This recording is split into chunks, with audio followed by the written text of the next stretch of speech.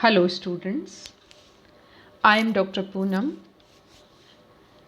Today in this video, I will discuss a poem which is included in the syllabus of BA Part 2, Paper 1st, Maharaja Ganga Singh University, Bikaner. The name of the poem is The Love Song of J. Alfred Prufrock by TS Eliot.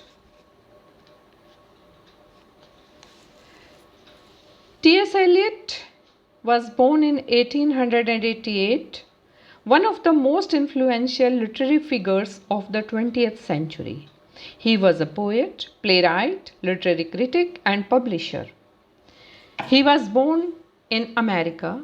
Eliot subsequently shifted to England in 1915. He was educated at Harvard University and Oxford University. In 1927, Eliot became a British citizen, and about the same time he entered the Anglican Church. Eliot gave a new shape to 20th century poetry by defying conventions. Eliot's growth as a poet is clearly seen in his works, as there is a perceptible change in the tenor in his later years. His first works were Prufrock and Other Observations, published in 1917, The Sacred Wood, 1920, Sweeney Agonistes, 1932, greatest work considered to be The Waste Land. His awards we can include Nobel Prize in 1948 for Tony Awards. Education: Smith Academy, Milton Academy, Harvard University. Apart from his famous poems, Eliot wrote several plays and experimented with poetic drama. The Waste Land in 1922, The Love Song of J. Alfred Prufrock in 1917, and Four Quarters in 1943 were the poems which gave him a cult following and established new trends in poetry. Eliot attained tremendous success through his literary essays as well as his plays. Eliot's plays Murder in the Cathedral, The Family Reunion, The Cocktail Party, The Confidential Clerk, and The Elder Statesman were published in one volume in 1962. He was awarded, as you know, I told you earlier, the Nobel Prize in 1948.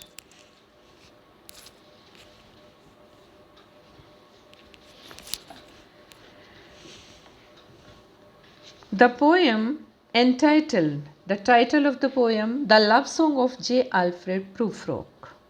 It was first published in Poetry in June 1915.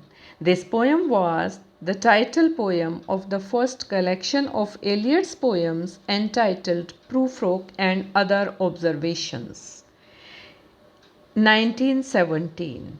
Published by the Egoist Limited, The Love Song of J. Alfred Prufrock is the most typical and the best known specimen of Eliot's early poetry, which explores the consciousness of a representative denizen crypt, a cabinet, and confined in the inferno of the modern city civilization.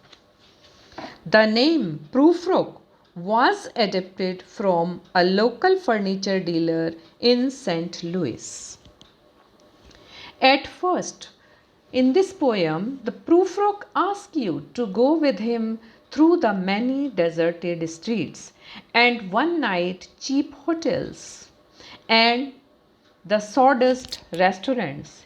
He asks you to go to the room where women go, talking of Michelangelo. It is a yellow fog-laden October night, and there will be a time for everything. Do I dare to look back on my life, turn back the clock with how old I am? I have lived a long and full life, and that is not a stranger. He courts Hamlet by wishes he was a crab who could go back. He has seen death at his doorstep and was afraid. He continues, would it have been worthwhile to have bitten off the matter with a smile, to squeeze the universe into a ball and roll it towards some overwhelming question? This is not what I meant at all. He is not Prince Hamlet, not a hero. He sometimes plays the part of the attendant lord who is glad to give advice. He will sometimes, like us all, play the fool. He grows old. He walks along the beach and hears the mermaids sing. Not to him, though, he says he have lingered in the depths of the sea until human voices wake up us and we drown. It is a reminiscent of certain qualities such a prudence, primeness, preciseness. The poem is an internal monologue. The two persons, I and you, are but two different aspects of Prufrock's own personality. We have to imagine a character speaking the lines and a context in which he speaks them. The context is not absolutely clear, though its broad outlines are obvious enough. The man is going to a sophisticated party, apparently a ladies' occasion of a cultural kind, but one which shares the vacuity of Boston society.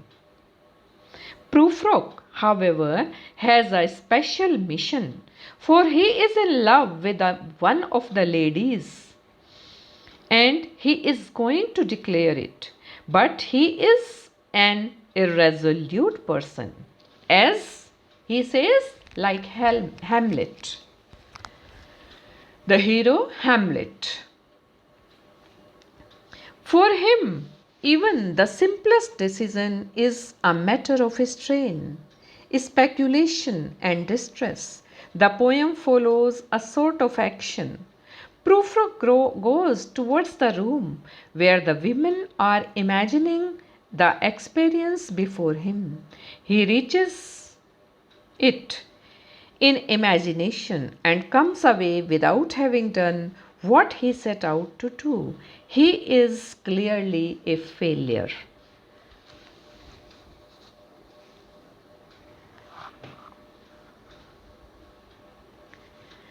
The meaning of the poem was that the author was having a man looking back on his life and him saying, let's take advantage of the opportunities that life throws at us and just roll with us.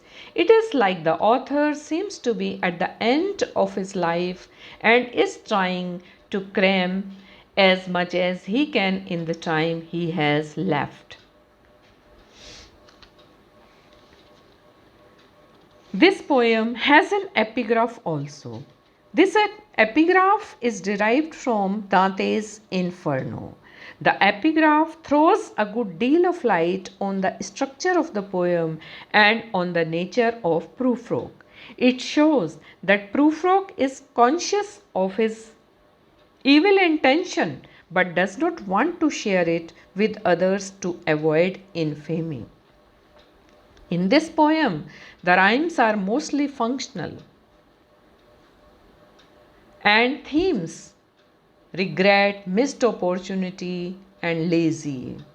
Do things in the present that you will be proud to look back upon when you are older. Live life to the fullest.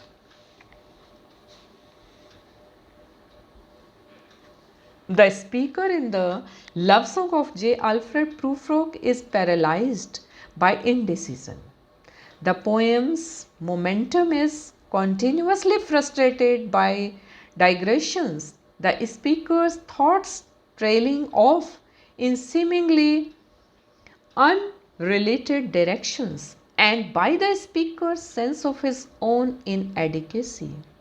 By depicting the speaker's intense struggle with indecision, the poem suggests that excessive preoccupations with doing the right thing, whether when expressing yourself, forming relationship with others, or simply deciding how to style your hair or what to eat, can actually stop a person from ever venturing forth into the world or in fact doing much of anything at all. From the beginning, the poem sets up a juxtaposition between action and inaction.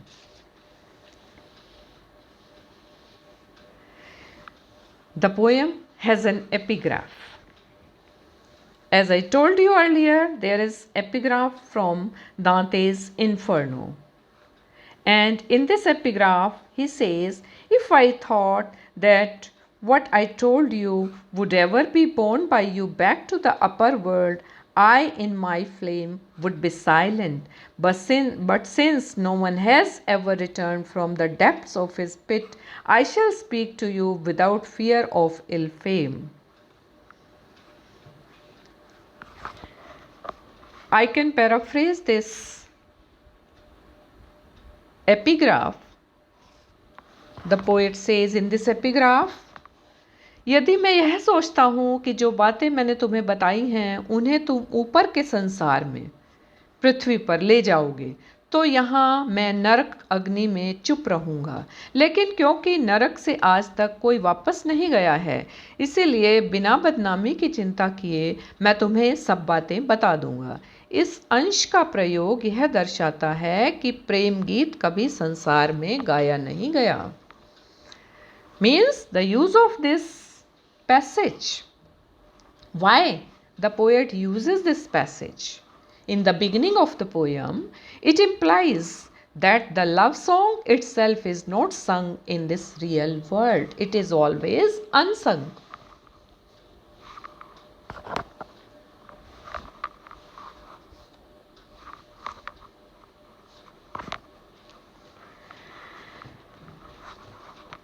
I will tell you the short analysis of the poem, the summary in short.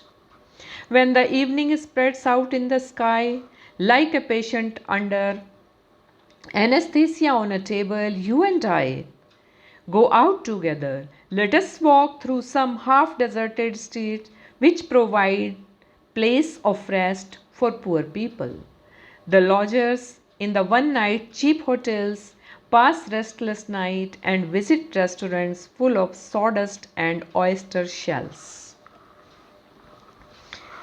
These streets follow a winding course like a tedious argument of concealed desire and untimely lead you to an important question. Oh, do not ask me about that matter. Let us go and make a visit. The women come and go on the room, talking of Michelangelo,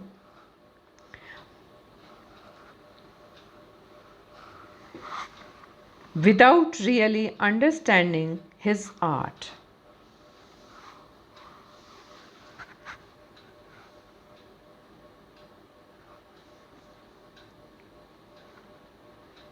So,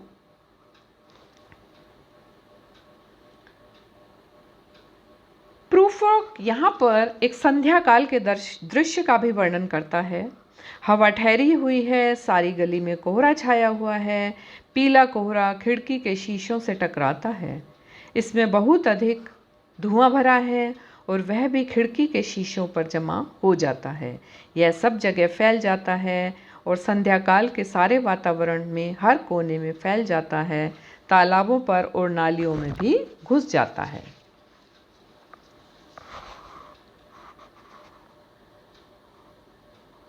There will be enough time to wonder and ask myself if I have the courage to express my desire. There will be time to turn back and go down stairs which will disclose the bald spot in the middle of my head. People who see this will say, how his hair is growing thin. I may dress well and appear at my best in my morning coat, my smart and stiff collar, my fine necktie held in position by a beautiful pin.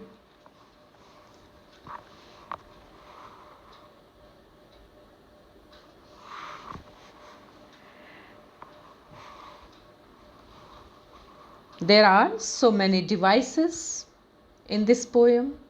Simile is used. There it says, streets that follow like a tedious arguments. Here is a very good use of simile. Repetition is always there. It keeps on saying, would it have been worth it? It keeps on saying, would it have been worth it? This is repeated so many times. Allusions are also there. Mentions Michelangelo. People were talking about him. It also talks about Lazarus coming back from the dead because he has come back to talk to the people.